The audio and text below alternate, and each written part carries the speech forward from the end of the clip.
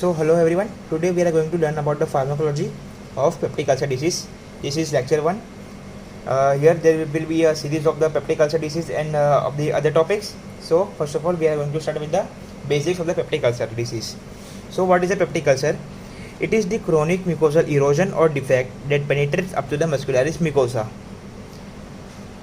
Talking about the ulcers throughout the GIT, here we have gastric ulcer and duodenal ulcers.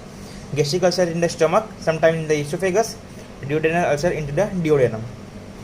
Okay, so peptic ulcer, why it happens? It arises due to the imbalance between the defensive factor and the aggressive factor. What are the defensive factors? Here we have mucus, bicarbonates, blood flow to the mucus. Blood flow to the mucus provide the factors which are required for the regeneration and proper nurture of the mucosal cells. Apart from this, we do also have prostaglandins, PGs, which also plays an important role in the production of bicarbs, etc. Now talking about the aggressive factor, here we have acid, pepsin, NSAIDs, H. pylori. See, H. pylori is the commonest, H. pylori is the most common etiology associated with the gastric ulcer, peptic ulcer. More commonly with the duodenal ulcers than gastric ulcers. Okay. Now let's see what happens at the cellular level. Here we have the parietal cell. Now in the parietal cell, the most important thing here is the hydrogen potassium ATPase, H plus K plus ATPase.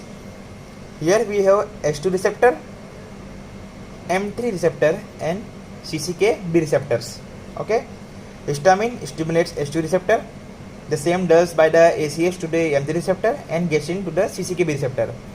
All these three will lead to the increase in the efflux of hydrogen into the gastric lumen and chlorine and of the chloride ion, which will contribute the HCl. So histamine, ACH and gastrin increases the acid level inside the gastric, inside our stomach. Okay, this is the parietal cell.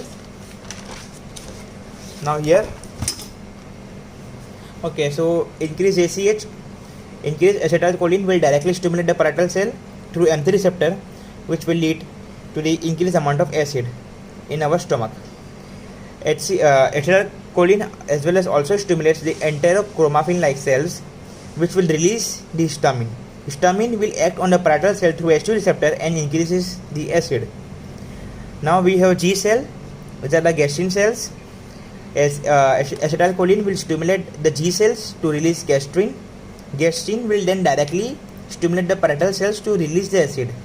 Gastrin then also stimulate the ECL, enterochromaffin-like cell, through CCKB receptors, which then increases the amount of the histamine, and histamine will then cause the increase. Then histamine will act on the parietal cell, which will increase the amount of acid inside our stomach. Okay, guys. So here, as you can see, the main three culprits which are responsible for the increased amount of acid are acetylcholine, gastrin and histamine. Here histamine is of prime importance. The amount of the gastrin can also be increased by the peptides, dietary peptides. Okay. So now, till now, we have talked about that, what are ulcers, why do they happen. H. pylori is the most common etiology. At the cellular level, we have H2, M3 and CCKB receptors. How these three substances, HCl, histamine and gastrin, plays a role in the acid production. Okay, and now drugs. Talking about the drugs, here we can imply various solutions for decreasing or neutralizing the acid to deal with the ulcers. First of all, we can neutralize the gastric acid. We can neutralize the excess amount of acid that has been produced through antacids. So our group number 1 are antacids. Then we have the group of the drug which will decrease the amount of acid secretion. Here we have H2 blockers, proton pump inhibitors, anticholinergics. Then we have certain drugs which will protect the ulcer, like sucral fat, etc.